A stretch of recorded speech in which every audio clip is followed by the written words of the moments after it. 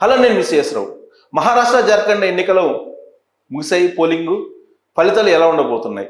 Exit polls వచ్చేసాయి. Exit పోల్స్లో ఎటువైపు మొగ్గు ఉంది అనే దాని మీద మనం విశ్లేషణ చేసుకునే ప్రయత్నం చేద్దాం. ప్రస్తుతం మన దగ్గర తెలుగు రాష్ట్రాల్లో ప్రత్యేకించి బాగా గుర్తింపు ఉన్నటువంటి ఆత్మసాక్షి ఎగ్జిట్ పోల్స్ని వెల్లడించింది. దాని ప్రకారం ఎవరు అధికారంలోకి వచ్చేటువంటి అవకాశం ఉంది, ఫలితాలు ఏ విధంగా ఉండేటువంటి అవకాశం ఉంది అనే దాని మీద ఒక ఒపీనియన్కి వచ్చారో ఎగ్జిట్ పోల్స్లో అవి ఏంటి అనేది ఒకసారి చూద్దాం. So Maharashtra exit polls Aatmasakshi survey projection of vote share in Maharashtra assembly elections. Mahayuti కూటమికి 43 నుంచి 44% ఓట్ బ్యాంక్ వచ్చేటువంటి అవకాశం ఉంది. మహా వికాస్ అఘాడీకి 45 నుంచి 46% వచ్చేటువంటి అవకాశం ఉంది. అదర్స్ 11 నుంచి 16% ఉంది. సో అదర్స్ సంపాదించుకున్నటువంటి ఓట్ షేర్ని బట్టి ఈ మహాయుతి కూటమి అలాగే మహా వికాస్ అఘాడీకి మధ్య ఏ విధంగా ఉంటుంది అనేది జస్ట్ పర్సంటేజ్ 2% మాత్రమే ఓట్ బ్యాంక్ తేడా ఉంది. సో ఈ 2%లో ఎవరు గెయిన్ అయ్యేటువంటి అవకాశం ఉంది అనేది కూడా కొంత ఉత్కంఠ లేపుతూ ఉంది. ఇక ఫ్యాక్టర్స్, ఏమేమి ఫ్యాక్టర్స్ పనిచేశాయి అనే దాని మీద కూడా ఒక ఒపీనియన్కి వచ్చింది. సో ఇక్కడ మనం చూస్తే కనుక దాదాపు 60,000 మంది ఆర్ఎస్ఎస్కి సంబంధించినటువంటి వాళ్ళు ఇన్వాల్వ్ అయినారు దీంట్లో. వాళ్ళు చిన్న చిన్న మీటింగ్స్ పెట్టి బీజేపీకి సపోర్ట్గా బాగా పనిచేశారు. బీజేపీకి అలయన్స్ కూటమికి, అంటే మహాయుతి కూటమికి. ఇక శరద్ పవార్ ఫ్యాక్టర్ బాగా పనిచేసింది. 62 నుంచి 67 అసెంబ్లీ కాన్స్టిట్యున్సీల్లో శరద్ పవార్ యొక్క ప్రభావం బాగా పనిచేసింది. సో కాబట్టి కింగ్ మేకర్ అయ్యేటువంటి అవకాశం ఉందని చెప్పి ఒక ఒపీనియన్ ఉంది. వెస్టర్న్ మహారాష్ట్రలో, ప్రత్యేకించి పశ్చిమ మహారాష్ట్ర అలాగే మరాఠ్వాడ అండ్ కొంకణ్, ఈ రీజియన్లో శరద్ పవార్ యొక్క ఫ్యాక్టర్ బాగా పనిచేసిందని చెప్పి ఒక అభిప్రాయం. ఇక స్కీమ్స్ చూసుకుంటే కనుక లడ్కీ బహిన్ స్కీము ఎఫెక్ట్ ఉంది కొంత. ఇదే గేమ్ చేంజ్ చేయబోతుంది మొత్తం. అక్కడ మహారాష్ట్రలో పొలిటికల్ గేమ్ చేంజ్ చేసేది అక్కడ ఇదే కనిపిస్తుంది. ఇక ఓటింగ్ మరాఠా ఓట్ బ్యాంక్ ఎలా ఉంది అనేది దాన్ని బట్టి ప్రైస్ ఇన్ఫ్లేషన్ ఎఫెక్ట్ బాగుంది. అన్ఎంప్లాయ్మెంట్, నిరుద్యోగత, రిజర్వేషన్, మరాఠవాడ రిజర్వేషన్ అంశం కూడా బాగుంది. Farmers issue, cotton, soybean, sugar cane, ఇవన్నీ కూడా ధరలు తగ్గటం అనేది కొంత ఇన్ఫ్లుయెన్స్ ఫ్యాక్టర్గా ఉంది, మెయిన్ ఫ్యాక్టర్స్గా. తర్వాత రెబల్స్, ఇండిపెండెంట్ స్వతంత్ర అభ్యర్థులు, రెబల్స్ క్యాండిడేట్స్, అలాగే చిన్న పార్టీలు ఉన్నాయి. ఇక్కడ చిన్న పార్టీలు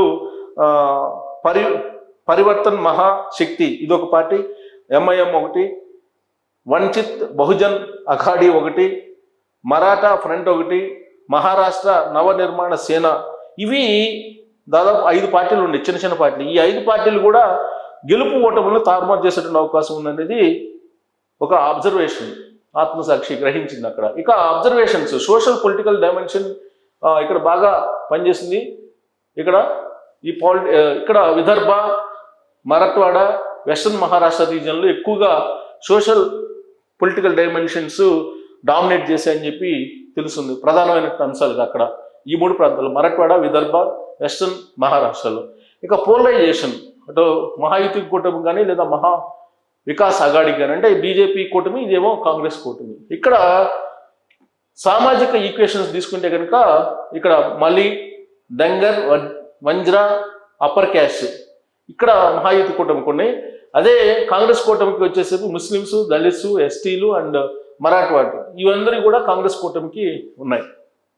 తర్వాత ఇండస్ట్రీస్, ప్రధానంగా మహారాష్ట్ర నుంచి రావాల్సినటువంటివి గుజరాత్కి వెళ్ళిపోయాయి అనేటువంటి ఫ్యాక్టర్ బాగా ప్రచారంలో పనిచేసింది. Different voting pattern is noticed in all 6 regions and Maharashtra. It is a 6 states election in Maharashtra. So ఇక్కడ 6 రీజియన్లుగా మహారాష్ట్రను తీసుకొని ఓటింగ్ ప్యాటర్న్ నోటీస్ చేయడం జరిగింది వీళ్ళు. మరాఠ్వాడ, విదర్భ, వెస్టర్న్ మహారాష్ట్ర రీజియన్లో ఇక్కడ కాంగ్రెస్ కూటమి లీడింగ్లో ఉంది. అలాగే కీన్ కంటెస్ట్, ముంబై రీజియన్లో నెక్ టు నెక్ ఫైట్ ఉంది ఈ 2 కూటముల మధ్య అనేది, కాంగ్రెస్ కూటమి బీజేపీ కూటమి మధ్య. ఇక నార్త్ మహారాష్ట్ర అండ్ కొంకణ్ రీజియన్లో ఇక్కడ బీజేపీ కూటమి లీడింగ్లో ఉంది, అంటే ఎక్కువ లీడింగ్లో ఉందని చెప్పి అబ్జర్వేషను. ఇక కొన్ని కాన్స్టిట్యున్సీల్లో, అంటే సుమారుగా 18 అసెంబ్లీ కాన్స్టిట్యున్సీల్లో కాంగ్రెస్ కూటమి పర్ఫార్మెన్సు క్షేత్రస్థాయిలో అంతగా పర్ఫామ్ చేయలేదు అనేది ఒకటి. అంటే ప్రచారంలో కానీ లేదా పొలిటికల్ మేనేజ్మెంట్ చేయటంలో కానీ వెనకబడింది. అలాగే ఓటర్స్ని పోలింగ్ బూత్ దగ్గర తీసుకురావటం కానీ ఏదైతే అనేవి 18 కాన్స్టిట్యున్సీల్లో వెనకబడింది కాంగ్రెస్ కూటమి.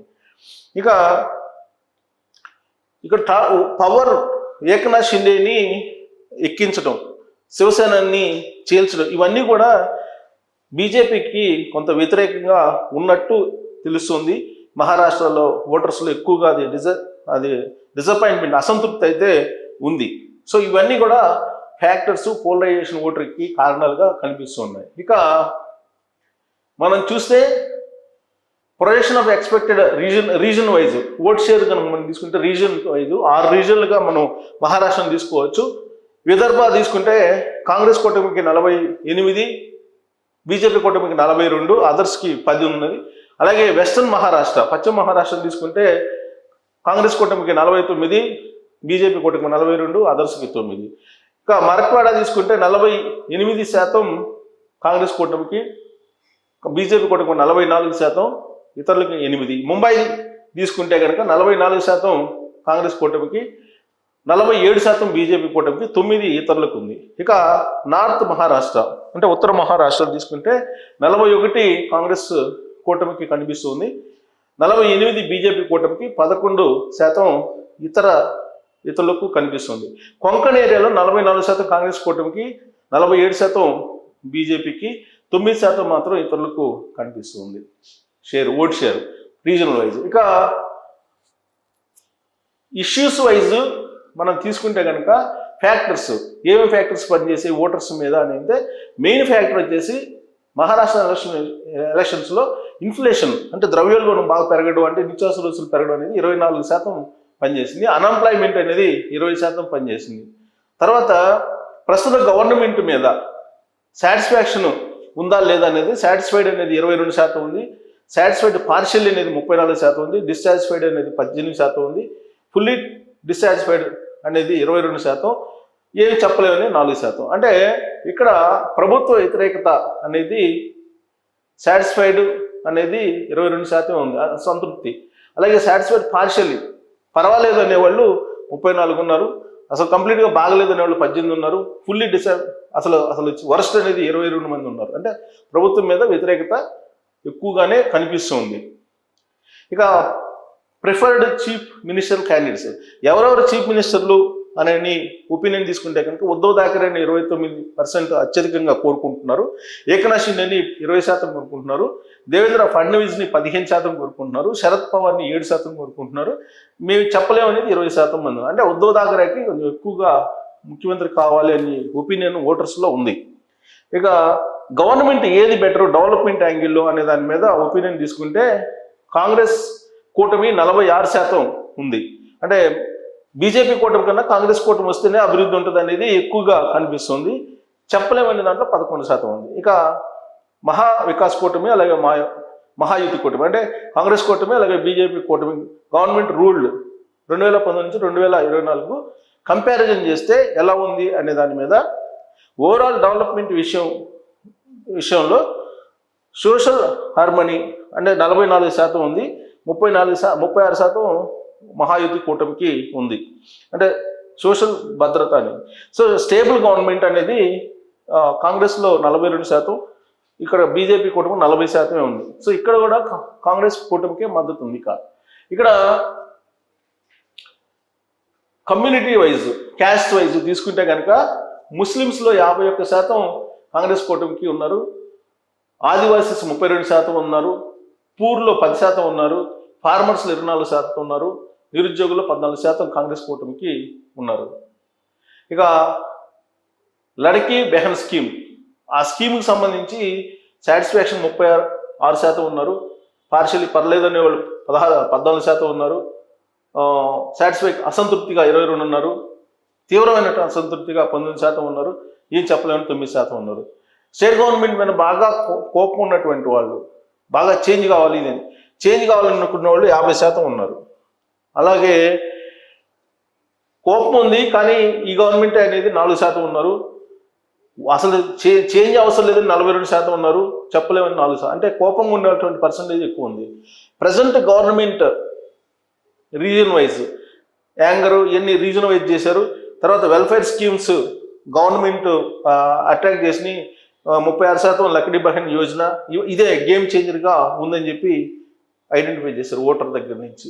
ఇక caste wise voting pattern, caste wise తీసుకుంటే కనుక ఓబీసీస్ కాంగ్రెస్ కూటమికి 43, బీజేపీ కూటమికి 48 ఉన్నారు ఓబీసీలు. దళితులు 49% కాంగ్రెస్ కూటమికి ఉన్నారు, 40% మాత్రమే మహాయుతి కూటమికి ఉన్నారు, 11 ఇతరులకు ఉన్నారు. ట్రైబల్స్ అంటే ఎస్టీలు 50% ఎక్కువగా కాంగ్రెస్ కూటమికి ఉన్నారు, 40% మాత్రమే బీజేపీ కూటమికి ఉన్నారు, 10% అదర్స్కి ఉన్నారు. ముస్లిమ్స్ 54% కాంగ్రెస్ కూటమికి ఉన్నారు ఎక్కువగా, 40% బీజేపీ కూటమికి ఉన్నారు, 6% ఇతరులకు ఉన్నారు. అప్పర్ క్యాస్ట్లు ఓసీలు 44% కాంగ్రెస్ కూటమికి ఉన్నారు, 50% బీజేపీ కూటమికి ఉన్నారు, 6% ఇతరులకు ఉన్నారు. ఆదివాసీస్ 50% కాంగ్రెస్కి ఉన్నారు, 40% మాత్రమే బీజేపీ కూటమికి ఉన్నారు, ఇతరులు 10%. So area wise voting pattern rural urban తీసుకుంటే కనుక రూరల్లో నీకు కాంగ్రెస్ కూటమికి 47, అదే బీజేపీ కూటమికి కేవలం 38 ఉంది, ఇతరులకు ఎక్కువ 15% ఉంది. ఇక అర్బన్ అంటే పట్టణ ప్రాంతాలు 40% కాంగ్రెస్ పార్టీకి ఉంది, 50% బీజేపీకి ఉంది. అంటే పట్టణ ప్రాంతాల్లో ఎక్కువగా బీజేపీకి ఆదరణ ఉంది, ఇతరులకు 10% ఉంది. అదే జెండర్ వైజ్ తీసుకుంటే పురుషులు తీసుకుంటే కాంగ్రెస్ కూటమికి 46, బీజేపీ కూటమి 44, ఇతరులకు 10 ఉంది. మహిళలు వచ్చేసి 43% కాంగ్రెస్ కూటమికి ఉంది, బీజేపీ కూటమికి మహిళలు ఎక్కువ ఉన్నారు 45%, అదర్స్ 12. తర్వాత voting pattern basing on economical standards. Poor people ఎలా ఉన్నారు, పేదలు ఎక్కువగా కాంగ్రెస్ పార్టీ వైపు ఉన్నారు, బీజేపీకి కేవలం 33% ఉన్నారు, అదర్స్ వారు.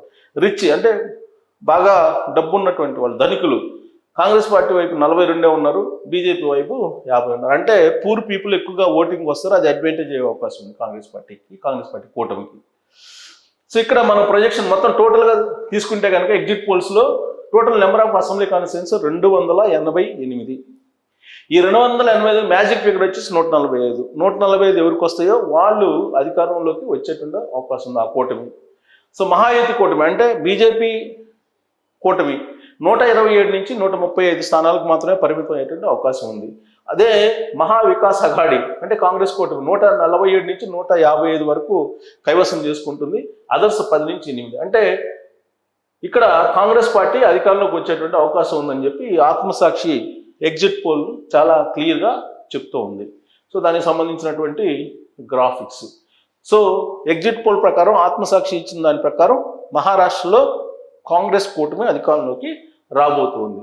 ఇక ఇక్కడ కాన్స్టిట్యున్సీలు తీసుకున్న మహారాష్ట్రలో ఏమేమి కాన్స్టిట్యున్సీలు రీజనల్ వైజ్ వచ్చారు.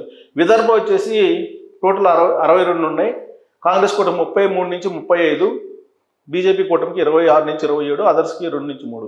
వెస్టర్న్ మహారాష్ట్రకు వచ్చేసి 70 టోటల్ మొత్తం ఉంటే 70, దాంట్లో కాంగ్రెస్ కూటమికి 40 నుంచి 42, బీజేపీకి 27 నుంచి 28, ఇతరులకు 2 నుంచి 3. తర్వాత మరట్వాడా తీసుకుంటే 46 టోటల్ ఉన్నాయి, దాంట్లో కాంగ్రెస్ కూటమికి 27 నుంచి 28, బీజేపీకి 15 నుంచి 18, ఇతరులకు 2 నుంచి 3 వచ్చేట అవకాశం. ముంబై తీసుకుంటే 36 ఉన్నాయి ముంబైలో, దాంట్లో కాంగ్రెస్ కూటమికి 18 నుంచి 19, బీజేపీకి 15 నుంచి 18 వచ్చేటువంటి అవకాశం ఉంది, ఇతరులకు 1 నుంచి 2. నార్థన్ మహారాష్ట్ర తీసుకుంటే మొత్తం 35 ఉన్నాయి, దాంట్లో కాంగ్రెస్ కూటమికి 15 నుంచి 16, బీజేపీ కూటమికి 18 నుంచి 21, ఇతరులకు 2. కొంకణ్ వచ్చేసి మొత్తం 39 ఉంటే కనుక కాంగ్రెస్ కూటమికి 14 నుంచి 15, బీజేపీకి 22 నుంచి 23, ఇతరులకు 1 నుంచి 2 వచ్చే అవకాశం. టోటల్గా 288 అసెంబ్లీ కాన్స్టిట్యున్సీలు, దాంట్లో 147 నుంచి 155 కాంగ్రెస్ కూటమికి వస్తుంది, 127 నుంచి 135 బీజేపీ కూటమికి, ఇతరులు 10 నుంచి 13 గెలుచుకునేటువంటి అవకాశం ఉంది. ఇది మహారాష్ట్రకు సంబంధించి. ఇక జార్ఖండ్కి సంబంధించి తీసుకుంటే జార్ఖండ్లో మహారాష్ట్రకి భిన్నంగా అక్కడ ఎగ్జిట్ పోల్స్ ఉన్నాయా, అసలు అక్కడ ఫ్యాక్టర్స్ డిఫరెంట్ ఉన్నాయి. అక్కడ ఆల్రెడీ ఉన్నటువంటి ముఖ్యమంత్రిని అక్కడ కూడా దించేశారు, ఈడీ కేసులు పెట్టారు అక్కడ ఉన్నటువంటి సీఎం మీద. ఆ తర్వాత ప్రభుత్వంలో మార్పుకు ప్రయత్నం చేసింది బీజేపీ, ఈ ఫ్యాక్టర్ కూడా పనిచేసింది. సో జార్ఖండ్లో ఏం జరుగుతుంది, జార్ఖండ్ వచ్చేసేపటికి మనం చూస్తే ఎగ్జిట్ పోల్స్ ఓట్ షేర్ జార్ఖండ్లో తీసుకుంటే కనుక బీజేపీ కూటమి 44 నుంచి 45% ఓట్ షేర్ ఉంది, జేఎంఎం అండ్ ఇండి కూటమి అంటే కాంగ్రెస్ కూటమి దానికి 45 నుంచి 46%, ఇతరులు 9 నుంచి 10%. సో ఇది ఈ ఓట్ షేర్ గ్రాఫిక్స్. సో ఇక్కడ జార్ఖండ్లో ఫ్యాక్టర్స్ ఏమేమి పనిచేస్తున్నాయి అంటే ధరలు పెరగడం, నిరుద్యోగత, బేసిక్ ఇన్ఫ్రాస్ట్రక్చర్, రోడ్లు కానీ, హాస్పిటల్స్ కానీ, స్కూల్స్, ఇలాంటివన్నీ కూడా పనిచేసేటువంటి అంశాల్లో ఫ్యాక్టర్స్లో అదొకటి. Congress plus JMM manifesto welfare schemes, దాని ఎఫెక్ట్ ఉంటుంది, పనిచేస్తుంది. ట్రైబల్ పాపులేషన్ 26.2% ఉంది. సో ఇది ఇంపార్టెన్స్, కల్చరల్ ట్రెడిషన్స్, అది పనిచేసే అవకాశం ఉంది. తర్వాత Hemant Soren's arrest before assembly election, Hemant Soren arrest చేయడం బిఫోర్ అసెంబ్లీ, అదొకటి పనిచేసిన ఫ్యాక్టర్గా కనిపిస్తూ ఉంది. నాన్ లోకల్ లీడర్స్ కాంపైన్డ్ బీజేపీకి చేశారు, నాన్ లోకల్ లీడర్స్, అది కొంచెం ఎఫెక్టివ్గా పడే అవకాశం ఉంది. లోకల్గా ఇంపార్టెంట్ లీడర్స్ ఎన్డీఎల్ఎస్ పార్ట్నర్స్గా ఉన్నారు, కానీ నాన్ లోకల్ క్యాంపెయిన్ ఎక్కువ జరిగింది, అది కొంచెం బీజేపీకి డిసడ్వాంటేజ్. ఇక ఇల్లీగల్ ఇమిగ్రెంట్స్ ఫ్రమ్ బంగ్లాదేశ్ నుంచి వచ్చినటువంటి ఇల్లీగల్ ఇమిగ్రెంట్స్ ఎవరైతే ఉన్నారో వాళ్ళు బీజేపీకి వ్యతిరేకంగా పనిచేసే అవకాశం ఉంది. ఇక Champai Soren's support and popularity will split votes and it will help for NDA up to certain extent. So Champai Soren కొంత ఓట్ బ్యాంక్ చీల్చారు, అదొక్కటే ఎన్డీఏకి కొంచెం ఆశాజనకం ఉంది. Election campaign by Kalpana Soren, అది హేమంత్ సోరెన్ వైఫ్, ఆవిడ ప్రచారం కొంత ఎంఐఎంకి, కాంగ్రెస్కి కలిసి వచ్చిన అవకాశం ఉంది. సో ఎగ్జిట్ పోల్స్లో కనుక చూస్తే, ఓవరాల్ రిజల్ట్ కనుక చూస్తే, మొత్తం అక్కడ 81 అసెంబ్లీ స్థానాలు ఉన్నాయి. దాంట్లో 41 కనుక గెలుచుకుంటే ప్రభుత్వాన్ని ఏర్పాటు చేయొచ్చు, అంటే మ్యాజిక్ ఫిగర్ 41. దీంట్లో బీజేపీ కూటమికి 36 నుంచి 38 ఇచ్చేటువంటి అవకాశం ఉంది. అదే జేఎంఎం ప్లస్ ఇండి అంటే కాంగ్రెస్ కూటమికి 43 నుంచి 45 వచ్చేటువంటి అవకాశం ఉంది. అంటే ప్రభుత్వాన్ని ఇక్కడ జేఎంఎం ఏర్పాటు చేయబోతుంది జార్ఖండ్లో, కాంగ్రెస్ కూటమి అని చెప్పి చెప్పొచ్చు. అదర్స్ 2 నుంచి 3. సో దానికి సంబంధించిన గ్రాఫిక్స్ కూడా ఇచ్చారు. సో టోటల్గా మనం కనుక తీసుకుంటే projection division wise expected assembly constituencies for parties in Jharkhand assembly. So regional wise తీసుకుంటే కనుక ఇక్కడ జార్ఖండ్లో నార్త్ చోటానగర్, సంతల్ పరంగా 18 ఉంటే దాంట్లో 9 జేఎంఎంకి, అలా బీజేపీకి 9 చిరుసకు మంచి అవకాశం ఉంది.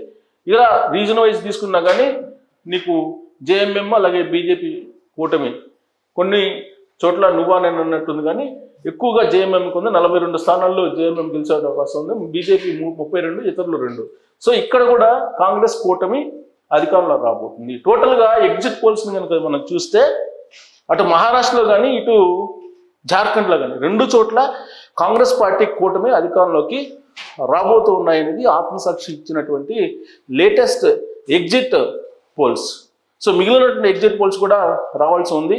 బట్ ఈ ఎగ్జిట్ పోల్స్ని బేస్ చేసుకునే ఖచ్చితంగా కాంగ్రెస్ కూటమి అటు మహారాష్ట్రలో ఇటు జార్ఖండ్లో 2 చోట్ల అధికారంలోకి వస్తుంది అని చెప్పి 100కు 100% చెప్పలేము. కానీ కాశ్మీరు అలాగే హర్యానాలో ఎగ్జిట్ పోల్స్ కూడా కొంత తారుమారయ్యాయి.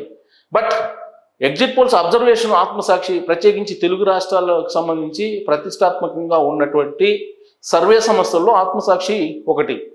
ఆ సంస్థ మహారాష్ట్రలో గ్రౌండ్ లెవెల్కి వెళ్ళి మొత్తం పరిశీలించి సర్వే చేసి ఓటర్స్ని అభిప్రాయాలు తీసుకొని ఇచ్చినటువంటి రిపోర్ట్ ఇది. సో దీని ప్రకారం అయితే కనుక అటు మహారాష్ట్ర ఇటు జార్ఖండ్ 2 చోట్ల కూడా కాంగ్రెస్ పార్టీ కూటమి అధికారంలోకి రాబోతూ ఉన్నాయి అనేది ఎగ్జిట్ పోల్ సారాంశం. సో దీని మీద మీ అభిప్రాయం తెలియజేయచ్చు. Thank you very much.